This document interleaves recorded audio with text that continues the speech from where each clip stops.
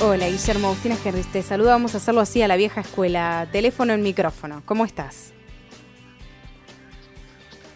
Muy bien, todo bien. A ver si ahí te escuchamos mejor. ¿Se escucha bien, Leo? Sí, Ahí está, perfecto. sí, te escucho mejor, sí. Bueno, buenísimo, me alegro. ¿Qué tal todo por allá? Bien, muy bien, como todo el mundo viviendo esta nueva normalidad. Buenos días, Guillermo. Baltasar te saluda. Gracias por esta entrevista internacional para Fuera de Serie. Baltasar, ¿cómo te acaba de ir? Buen día. Muy bien, Guillermo, muy bien. Con muchas ganas de hablar con vos porque, bueno, la verdad que estamos leyendo un poco en la radio parte de tu currículum, que es muy importante, con la experiencia y la mirada, y nos parece sumamente interesante analizar la transformación que está teniendo el periodismo con la vorágine que hay todo el tiempo de noticias y de contenidos y sobre todo esta mutación a lo digital. Sí, me sorprendió la llamada de ustedes, un medio interesado en este tipo de temas. Pues escucho cualquier pregunta que pueda responder con mucho gusto. Hablábamos también al principio del programa, ¿no? El cambio del paradigma, que vos bien lo decís, de que los medios tradicionales se caracterizan por la credibilidad, la independencia y la integridad periodística. Y ¿qué es lo que hacen de diferente los medios, digamos, digitales? ¿Por qué sí o por qué no se desarrollan dentro de esos mismos paradigmas? A ver, digamos que yo creería que en estos días, casualmente, para una conferencia que tengo que dictar, estaba haciendo como una comparación y me llamó mucho la atención una expresión que vi en CNN cuando se referían a Trump, Ujú. al presidente de Estados Unidos, a Trump, decían que él vivía en un universo paralelo. Ujú. Me llamó mucho la atención porque uno podría plantearse si el tema digital es un universo paralelo al universo tradicional que manejábamos de los medios en papel, los medios, los canales de televisión, etcétera. Y uno podría decir que en cierta medida sí y no. ¿A qué me Ujú. refiero? Hay cierto paralelismo en la medida en que los medios siguen buscando audiencias, siguen buscando hacer llegar sus contenidos. No hay paralelismo en los mecanismos como hacemos llegar esos contenidos. O sea, hay unas normas que rigen en los medios tradicionales que no rigen mucho en los medios digitales. Te pongo un ejemplo y era el objeto del libro que publiqué sobre cómo escribir para la web. Las normas de comportamiento del usuario no funcionan en los medios digitales en términos de lectura, por ejemplo, no funcionan de la misma forma que funcionan en los medios tradicionales. Y yo me expando un poco en ese concepto en el libro sobre cómo escribir para la web. Pero hay otras cosas donde uno no ve universos paralelos. Yo creería que lo que ustedes mencionan, la credibilidad, el rigor, son cosas absolutamente vigentes en los entornos digitales. Dicho esto, es necesario aclarar que obviamente se han creado universos paralelos que no se rigen por esos paradigmas. Entonces estamos ante la desinformación. De hecho, en estos días se han publicado informaciones donde dicen que el principal desinformador en términos de la pandemia es nada más ni nada menos que Donald Trump. Y fundamentalmente se mueve con sus contenidos tendenciosos, más de 20.000 mentiras registradas, ¿sí? En redes sociales, en Twitter en particular. Entonces digamos que sí existe ese paralelismo. Eh, ¿Qué tenemos que enfrentar nosotros? Que hay fuentes creíbles, hay otras que no lo son. Y ese es el gran desafío.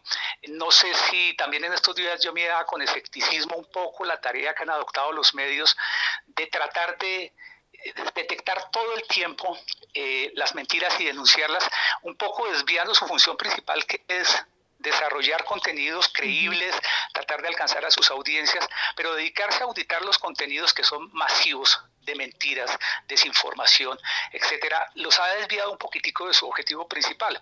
Entonces, digamos que yo creo firmemente, y lo voy a expresar de otra manera, el mejor modelo de negocios sigue siendo la credibilidad. Sobre la credibilidad tú consigues audiencias, les llegas, ese sigue siendo un valor vigente absolutamente. Sí, yo pensaba un poco si había una nueva definición de lo que es una noticia, ¿no? Porque una cosa es producir contenido, que es tan fácil hoy teniendo un teléfono en la mano en todo el planeta. Pero bueno, eso califica como noticia, qué es noticia y qué no, y me parece que está bueno como redefinirlo desde el punto de vista de los paradigmas digitales. Sí, yo tal vez establecería una diferenciación. Digamos que yo tengo un teléfono celular, eh, eh, me estrello con un accidente de tránsito, tengo la posibilidad de tomar una fotografía, tomar un video. Digamos que en ese momento hay un primer nivel que me acerca al periodismo y es que yo puedo hacer reportería. Ujú. Digamos que es reportería en bruto, pero Sí. el proceso periodístico yo creo que es otra cosa. Cuando tú hablas de que nosotros lo que hacemos es periodismo con verificación, eso ya le da otro matiz. Y digamos que ser reportero esporádico diferencia la labor que desarrollan los periodistas profesionales. No estoy diciendo que la gente que tiene esas herramientas no pueda hacer periodismo, pero para dar un paso, un nivel más alto, necesitamos que la gente tenga en la cabeza que está trabajando en términos periodísticos. Y en los términos periodísticos, cuando yo hablo de la expresión periodismo con verificación, significa acudir a diferentes fuentes, verificar datos, sí, datos, entregar una información lo más cercana a la realidad posible. Cuando yo hago reportería, probablemente yo pueda tener sesgos respecto a lo que estoy cubriendo. Entonces, digamos que ser reportero ocasional, sí, Ujú. me acerca un poco el periodismo, pero en realidad en el fondo no es periodismo como tal concebido como algo integral, un proceso más sistemático, que es lo que saben hacer los medios tradicionales y están tratando de ver cómo logran replicar esos modelos en el mundo digital. Yo te quiero consultar, y siguiendo lo que decís que es muy interesante el distingo, ¿crees que la caída del diario en papel ya es algo inexorable en el mundo, digamos, porque se ve en grandes medios y se ve, por supuesto, en paralelo el fuerte auge de lo digital, digamos? Sí, me parece que también está bueno ahí analizar la parte de la monetización de los Ujú. diarios, porque sigue habiendo cierta tendencia, si bien el papel por ahí está un poco en caída, como decías vos, Baltasar, me parece que hay también que dar el salto a lo que es cómo mantener ese papel digital, digamos, ese diario digital, Ujú. porque lo han desarrollado todos los diarios del mundo que han sido históricos en papel, y así todo les sigue costando mantener económicamente esa ala Estructura, digital, digamos, claro. la estructura digital. Ujú. Sí, a ver, yo no quisiera ser un profeta del apocalipsis, pero si ustedes ven, ubiquen en el año 2019, diciembre. No había pandemia, no había la crisis que estamos viviendo en ese momento, y sin embargo los medios ya estaban en una crisis profunda, impresionante, en términos de ingresos publicitarios, en términos de circulación, Ujú. derivado del tema de la irrupción del tema digital. ¿Qué hizo la pandemia? La pandemia lo único que hizo fue agudizar ese proceso. En el caso de Colombia, yo he documentado, miren, no menos, y creo que si ustedes hacen el ejercicio en Argentina, es muy similar, no menos del caso de 20 o 30 publicaciones que dejaron de circular por efecto de la pandemia, Ujú. desde periódicos populares hasta periódicos gratuitos a títulos grandes, dejaron de circular revistas. Inicialmente se decía que era un fenómeno temporal, sí, derivado de que la gente estaba en cuarentena, que su canal de distribución era la calle y los kioscos, pero también había un fenómeno que pocos se han aproximado y había pánico a recibir un ejemplar de un medio gratuito incluso en la calle Sí. porque tú te podías contagiar. Ujú. Lo único que hizo la pandemia fue acelerar un proceso y a estas alturas la gran pregunta es, hombre, si recuperamos la normalidad después de que aparezca una vacuna, diga usted 1 año, 2 años, 3 años, ¿esos títulos van a volver? O todas esas personas que eran renuentes a acercarse a lo digital, ya por un tema de hecho les tocó asumirlo para hacer transacciones bancarias, asumirlos para no entrar en contagio con otras personas para contaminarse y en esencia lo que hizo fue precipitar esa migración hacia lo digital. Pues yo si me pongo en el plan de medio tradicional diría, no, este es un canal de distribución que va a subsistir por muchos tiempos. Yo no estaría seguro. Yo creería que los días del papel están contados, me atrevería a decirlo. Casos puntuales uno puede ver muchísimos en cada uno de los países. Estamos enfrentando una crisis económica. Les voy a mencionar datos. En, Creo haber leído en los últimos días, porque estaba haciendo un artículo aquí para el caso colombiano para cobro de contenido, eh, nadie me daba con precisión las cifras sobre cuánto habían descendido los ingresos publicitarios y los ingresos de suscripciones de los medios que manejaban. Y encontré un dato del Instituto Reuters que decía que para ciertos mercados que habían analizado, óiganlo bien, por cada punto de decrecimiento del Producto Interno Bruto, había un decrecimiento de 5% en los ingresos de los medios. Hagan ustedes el cálculo. En Colombia se calcula que para el final de este año la caída del Producto Interno Bruto puede estar del orden del 8%. Eso diría que los ingresos de un medio pueden haber bajado 40%. Frente a una realidad de caída de esos ingresos, pues hombre, uno dice, los argumentos pesan mucho para pensar que el futuro del papel no es muy promisorio.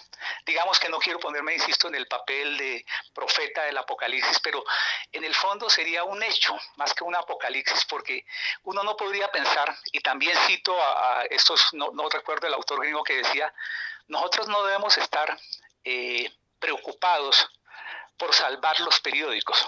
Debemos estar preocupados por salvar el periodismo. Es eso.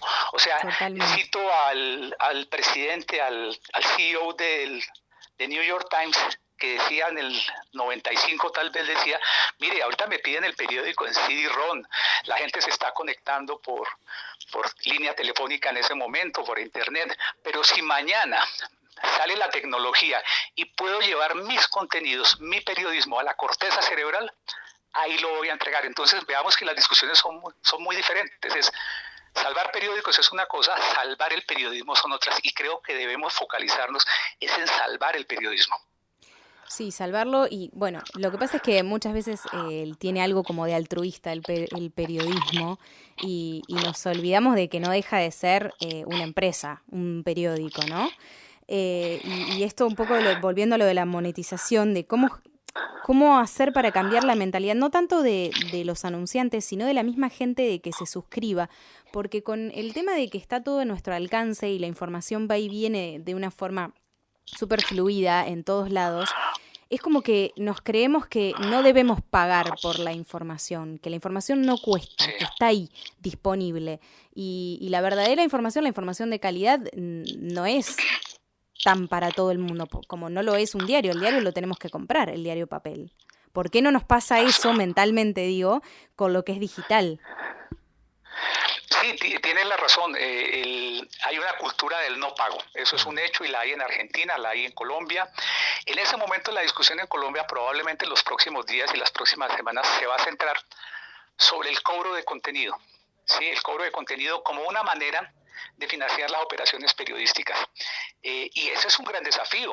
O sea, que un medio se ponga, tenga que plantearse la pregunta es, si lo que yo genero periodísticamente, si mis contenidos son dignos de que la gente pague por ellas. Yo creo que es una pregunta ácida que hay que formularse. Es, ¿alguien estaría dispuesto a pagar por lo que yo genero, o lo puede conseguir en cualquier otra parte, como tú dices? Esa es una pregunta grande. Entonces vienen, ¿cómo financio yo el periodismo? Esencialmente viene por dos vías: suscripciones y por publicidad. El negocio publicitario no anda bien. Suscripciones, caramba, también está pasando por un tiempo difícil. Ahora te digo voy a empezar a cobrarte por el acceso a mi página web. Y entonces uno entra a esa pregunta que te digo formulada, que te puede poner en crisis, es si lo que yo hago ofrece suficiente valor agregado, es tan indispensable para que alguien pague por eso. Es tal vez la pregunta ácida más fuerte que puede enfrentar un editor, un dueño de periódico. Pero te voy a citar, lástima, no tengo la referencia aquí, también te la podría mandar eventualmente. La voy a poner en términos coloquiales de la gente que te está escuchando y la gente que nos está escuchando. En un ambiente donde hay un desempleo galopante como resultado de la pandemia, ustedes también deben haber experimentado un decrecimiento de sus ingresos, los he experimentado yo. Formula la pregunta en los siguientes términos, que es un equivalente a la pregunta ácida que te acabo de formular. Es, si yo tengo solo dinero para pagar una suscripción al mes, ¿pagaría por un medio de comunicación? En el caso de Argentina, plantea La Nación, el Clarín o el periódico de la región donde estés tú, ¿o gastaría ese dinero pagando una suscripción de Netflix? Esa pregunta la formularon en otro mercado y fue arrolladora la respuesta. Imagino Netflix. que Netflix, exactamente. Sí, absolutamente sí. Fue Netflix. Y eso te remite a ti a otra cosa que yo estoy tratando de hilar un poco como loco, conectar cosas que aparentemente no están conectadas. Es cuando a ti te dicen, todo todos nos deslumbramos cuando dicen The New York Times, Washington Post, modelos exitosísimos.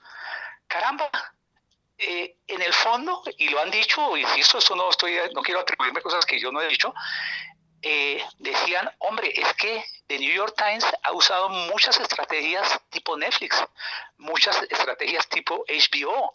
Entonces uno dice, caramba, el tema de monetizar, el tema de la palabra horrible que está usando todo el mundo en ese momento de reinventarnos, pasa por ver ese tipo de plataformas y este tipo de iniciativas que están tomando. O sea, hay que hacer un trabajo muy fuerte para que lo que yo ofrezco a mi audiencia se vuelva indispensable. Y es la gran pregunta, insisto, la pregunta ácida puede ser, en términos formales nuestros de periodistas, es lo que yo produzco es realmente digno de que la gente pague por él. Por la pregunta que te acabo de decir de Netflix. ¿Y qué es Netflix? Una plataforma con infinito número de contenidos de muy alta calidad. Probablemente eso nos va a obligar a reinventarnos cómo hacemos el periodismo y cómo convertimos nuestros sitios, nuestras empresas periodísticas, las convertimos en la versión Netflix, ¿sí? Y espero no estar restringiendo el significado, no mencionando a otras como HBO, cómo convertimos en plataformas de contenido muy diverso para todos los tipos de interés y que se vuelvan indispensables para la gente. Ese es un gran desafío. Totalmente. Un gran desafío muy grande. Totalmente, no solo me parece que a nivel empresa, sino también a nivel periodístico de cada uno. Yo justamente ayer también pensaba en que lo que íbamos a charlar con vos y pensaba, no sé cómo está en Colombia, pero las carreras de periodismo o de comunicación no están hoy preparando a los alumnos para la digitalización que van a enfrentar el día que se reciban. Yo ya empecé la facultad en el 2007, o sea, hace mucho tiempo, entonces estuve preguntando a chicos que están cursando o que terminaron de cursar hace poco, a ver si había cambiado esto. Y la verdad es que no vi un cambio sustancial a lo que me dieron a mí, que estaba súper enfocado en papel, porque era año 2007, 2008. Porque, ¿qué nos pasa? No sé cómo están en Colombia, pero yo pensaba, ¿no? ¿Qué nos pasa? Que no estamos preparando a profesionales que se van a enfrentar con cosas digitales en todos los ámbitos, porque hoy todo pasa por ahí y además todo es viejo, porque lo que le diste en primer año, cuando se recibió después de terminar de cursar quinto, ya no existe más y no se usa más. Entonces, realmente es una gran movida. Absolutamente. Yo comparto un poco el escepticismo tuyo sobre las facultades de periodismo y digamos que he identificado muchos fenómenos. No sé, les pido, me disculpen por hacer referencias a Colombia, probablemente ustedes puedan hacer la equivalencia en Argentina. Lo que he encontrado, sí, hay facultades que siguen pensando en papel. Tienen modo de pensar en papel, sus programas académicos siguen estando anclados en el papel. De hecho, hay cursos donde el título es edición de revistas y uno sigue diciendo, caramba, que hay una desconexión. Y uno podría pensar que hay cierto grado de negligencia en eso, pero alguien me hizo caer en cuenta días después, no, lo curioso es que las universidades sí están ofreciendo eso, pero por un tema económico de ingresos lo están convirtiendo en diplomados, maestrías, información post al pregrado. Uh-huh. Y yo creo que ahí puede ser uno de los puede estar el origen el origen del problema, que por un tema de rentabilidad no se estén modificando los programas de pregrado para conseguir recursos adicionales vía diplomados, vía posgrados, etcétera, maestrías, y yo creo que ahí hay un tema grande. La segunda cosa que yo identifico es cuando hacen cosas, las universidades convierten la asignatura digital como una asignatura marginal dentro del programa. Y creo que el problema es más radical y el problema es que hay que reestructurar todo el programa uh-huh. en términos digitales. Y lo podría sintetizar en una frase que para mí me parece maravillosa en los términos del alcance que tiene, y es: vas a formar gente en pensamiento digital. Y mira la diferencia que hay con lo que es tener una asignatura digital en un programa. Cuando tú tienes una asignatura, normalmente te estás refiriendo a herramientas que si pueden funcionar hoy, no funcionan mañana. En cambio, cuando tú pones a la gente a pensar en términos digitales, es al margen de la herramienta que se puede volver obsoleta, tú le dices, tienes que estar pensando todo el tiempo en términos de innovación, cómo hacer mejor las cosas. y tomando las palabras del CEO o la cabeza del New York Times, si mañana tengo la tecnología para transmitir a la corteza cerebral mis contenidos, pues caramba, lo voy a hacer allá. Entonces, digamos que sí hay una ruptura entre la academia y entre la realidad digital. Hay una ruptura muy grande. Yo quisiera compartir una experiencia con ustedes. La tuve en estos días, tuve que dictar un seminario, un curso, donde me pedían a mí que les diera, me pidieron una cantidad de contenidos y había mucho deslumbramiento por términos que les voy a mencionar. Narrativa transmedia, inbound marketing, wow, miércoles, eso en inglés suena impresionante. Narrativas digitales, y yo, consciente de lo que iba a hacer, ¿sabes con qué tema arranqué? Arranqué con la escritura. Y me objetaron el programa y me dijeron, pero nosotros le pedimos otra cosa. Y yo les decía a ellos, creo que ustedes están equivocando las preguntas. Y si ustedes ven, ustedes leyeron la referencia mía del libro, que dicho sea de paso, estoy trabajando una actualización. Lo que hay detrás de la escritura es muy importante por una razón sencilla. Cuando tú escribes, cuando cualquier persona que nos está escuchando, docentes, ustedes, cuando usted escribe, no importa si escribe una carta, escribe una novela o escribe periodísticamente, organiza su pensamiento. Y no se imaginan cuando usted organiza su pensamiento. Organizar el pensamiento significa decir, hay algo más importante que otra cosa para arrancar por ahí. Esta idea la voy a sustentar con esta otra idea. Tú organizas y el cerebro te organiza en temas, subtemas, etcétera. Y ese, increíblemente, es el insumo para generar cualquier cantidad de contenido. Cuando tú haces ese ejercicio en términos periodísticos, tienes un artículo, tienes un comunicado de prensa. Sobre ese artículo de ese artículo puedes extractar unas pequeñas pepitas de oro para hacer una infografía, ¿sí? Cómo sintetizar eso en 2 dimensiones con gráficos que te ilustren, tema estético, que te expliquen un poco más adelante. Ese texto te da para hacer el libreto de un video, que la gente se deslumbra por el tema del video. Claro que hay narrativa en video, pero si tú no te estructuras el pensamiento, no puedes generar esos contenidos. Y créanme que si uno lograra que una universidad, que un programa académico entendiera que lo que hay detrás de esto es pensamiento digital, y retomando por ejemplo la frase de Steve Jobs o el eslogan de Apple es piensa diferente, piensa digital. Eso debía ser el eje conductor de nuestros programas académicos. Y créeme que pensando así, tú cambiarías todo, incluso las materias de contexto que le das a los estudiantes sobre historia, sobre geografía, sobre conflictos. La aproximación digital te provee una perspectiva diferente. Y de eso no hay casi nada en América Latina. No hay casi nada en ninguna parte. Esa es la propuesta donde nosotros deberíamos dirigir los esfuerzos. Pensar digitalmente los programas académicos de periodismo. Yo te quiero preguntar, Javier, ¿hasta qué punto vos considerás que para fomentar más la libertad de prensa hay que tener libertad de empresa a nivel de gestionar un medio? Caramba, ¿me repites un poco la pregunta? No, la pregunta es si para tener más fomento de la libertad de prensa, de los medios en el mundo, hay que incentivar más la libertad de empresa. Buena pregunta. Yo tal vez te voy a llevar a un terreno un poco, y lo voy a tratar, digo porque es el contexto en que yo vivo. Con esto de la pandemia, sí. Han salido una cantidad de estímulos económicos, por ejemplo, a la construcción, a los comerciantes, estímulos incluso para gente que tiene deudas hipotecarias, etcétera, etcétera.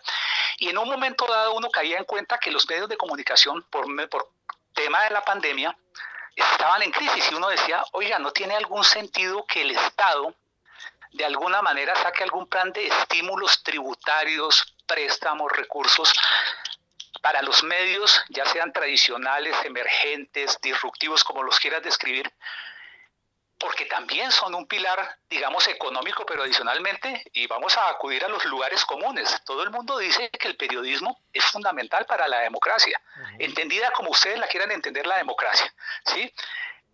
Uno diría, ¿por qué razón no hay incentivos, no hay estímulos económicos, tributarios a los medios de comunicación si son supuestamente uno de los soportes de una sociedad democrática? yo formulo la pregunta y claramente uno dice, oiga, tiene todo el sentido del mundo. Entonces, ¿cómo financiar las operaciones? Pues hombre, dependiendo del medio social donde nos movamos, pues uno podría decir, pues hombre, puede ser por modelo de negocios garantizado por una sociedad que ha fijado que su mecanismo, su modelo de funcionamiento es la libre empresa, el ánimo de lucro, etcétera. Sí. También hay sociedades donde digamos que hay una concepción diferente del Estado y de la sociedad y que el Estado tiene mayor participación y fomenta los medios en general para promover la diversidad. También podría ser. Nota que la pregunta es un poco más compleja que simplemente irnos a si el ánimo de lucro, si la libre empresa es la única modalidad.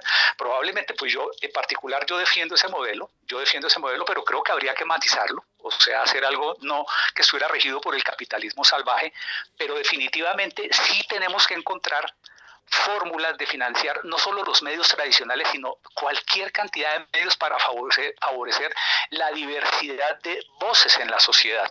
¿Cuál es el mecanismo? Yo no tengo ni idea, no tengo la respuesta, pero sí de alguna manera creo que hay que encontrar esos mecanismos, que la libertad de empresa, sí, yo creo que es uno, y particularmente yo creo que en ello, creo mucho en ello, pero creería definitivamente que no es dentro del marco del capitalismo salvaje de sálvese quien pueda, sin regulaciones, etcétera, etcétera. No creo que eso sea el camino. Gracias, Guillermo. Interesantísimo charlar con vos, nos encantó, ¿eh? Les agradezco a ustedes que me hayan escuchado, creo que hablo mucho. Aquí al orden para lo que sea. Igualmente nosotros. Un saludo grande. Muchas gracias, muy buen día. Igualmente. Saludos a su audiencia. Que siga muy bien, hasta luego. Hablábamos con Guillermo Franco, docente, investigador y consultor en periodismo digital en Colombia. Súper interesante, ojo. Que nos hizo repensar un montón de cosas. Un montón, y con una mirada desde ya de la perspectiva de latinoamericana, pero con alguien de mucha experiencia en el tema. A veces está bueno un poco salirse del propio país y ver qué es lo que está pasando con nuestros hermanos latinoamericanos, ¿no? Que en definitiva somos todos hijos de la misma madre.